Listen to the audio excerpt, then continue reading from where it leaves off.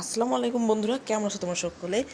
আমি আজকে নিয়ে এসেছি তোমাদের জন্য ক্লাস 6-এর জন্য যে এইচএসএস প্রশ্নটি এসেছে।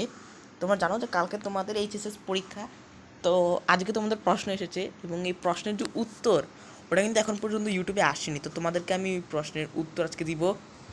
তো দেখো, এইখানে লেখা আছে বিষয় সাংঘাতিক সামষ্টিক মূল্যায়ন 2024, ইতিহাস ও সামাজিক বিজ্ঞান 6ষ্ঠ শ্রেণী, প্রজেক্টের নাম দায়িত্বশীল ভূমিকায় আমি। এখানে একটা লেখা দেওয়া আছে, এই লেখাটা তোমরা পড়ে নিবা।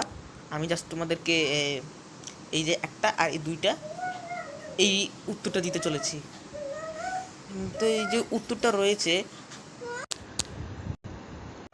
তো বন্ধুরা এখানে লেখা আছে, আমরা একজন সহপাঠীর পরিবার, এলাকা ও বিষয়ক তথ্য সংগ্রহ করব। বৈজ্ঞানিক অনুসন্ধানের ধাপ অনুসরণ করে আমরা এই কাজটি করব। তথ্য সংগ্রহের জন্য নিম্নোক্ত দুটি প্রেক্ষাপট তৈরি করব। এবং এখানে লেখা আছে ভৌগোলিক প্রেক্ষাপট, আমার সহপাঠীর পরিবার ও এলাকার যে ভূপ্রকৃতির বৈশিষ্ট্যে অবস্থিত তা বিবেচনায় আত্মপরিচয়।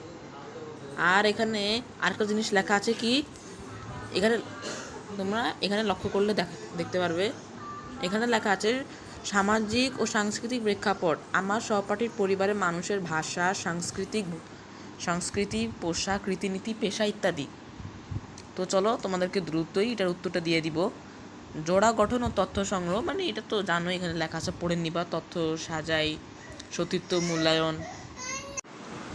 তো বন্ধুরা এর যে উত্তরটা আছে ওই উত্তরটা এখানে আমি তোমাদেরকে দেখিয়ে দিই। এইটা হইল উত্তর, এখানে লেখা, আমি তোমাদেরকে দেখিয়ে দিই একটু ভালো করে। তো এখানে আর কি তোমাকে তোমার সহপাঠীকে প্রশ্ন করতে হবে।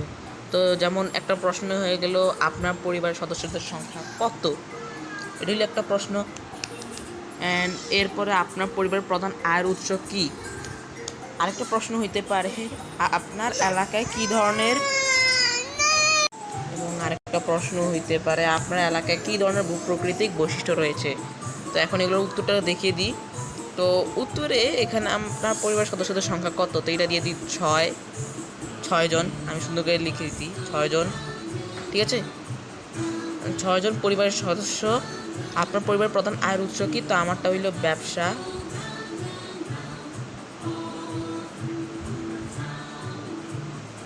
এই যে এবার গিয়া আপনার পরিবারের ভূপ্রকৃতিক বৈশিষ্ট্য রয়েছে, কী ধরনের ভূপ্রকৃতিক বৈশিষ্ট্য রয়েছে। তো এইসব উত্তর আমি আপনাদেরকে একটু কিছুক্ষণের মধ্যে জানাচ্ছি। উত্তরটা আমি আপনাদেরকে দেখিয়ে দিচ্ছি। সহপাঠীর নাম এখানে আমি রাহুল দিয়ে দিলাম, আপনারা আপনাদের সহপাঠীর নাম দিবেন। পরিবারের সদস্যদের সংখ্যা এখানে 6 জন দেওয়া আছে, আপনারা আপনাদেরটা দিয়ে দিবেন। পরিবার প্রধান আয়ের উৎস কি, কৃষি, ঠিক আছে? আমি কৃষি দিয়ে দিতেছি, আপনারা আপনাদের মতো করে দিয়ে দিবেন। এরপরে এলাকার ভূপ্রাকৃতিক বৈশিষ্ট্য, অ্যান্ড দেন এলাকার ভূপ্রাকৃতিক বৈশিষ্ট্য। তো এখানে নদী তীরবর্তী, এলাকার প্রাকৃতিক সম্পদ উর্বর মাটি, আপনাদেরটা দিয়ে দিবেন। যেমন নদী হইতে পারে বা এরকমই উর্বর মাটি, বা এরকমই কপি পেস্ট করে দিতে পারেন, সমস্যা নেই।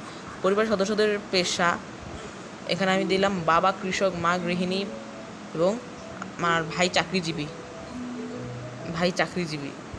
তো এটা অবশ্যই মনে করে দিতে হবে যে বাবা, মা, ভাই সবারটা দিতে হবে, নিজেরটা বাদে।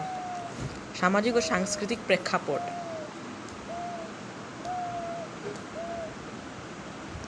তো এখানে যে উত্তরটা, তো এখানে যে প্রশ্নটা আসছিল,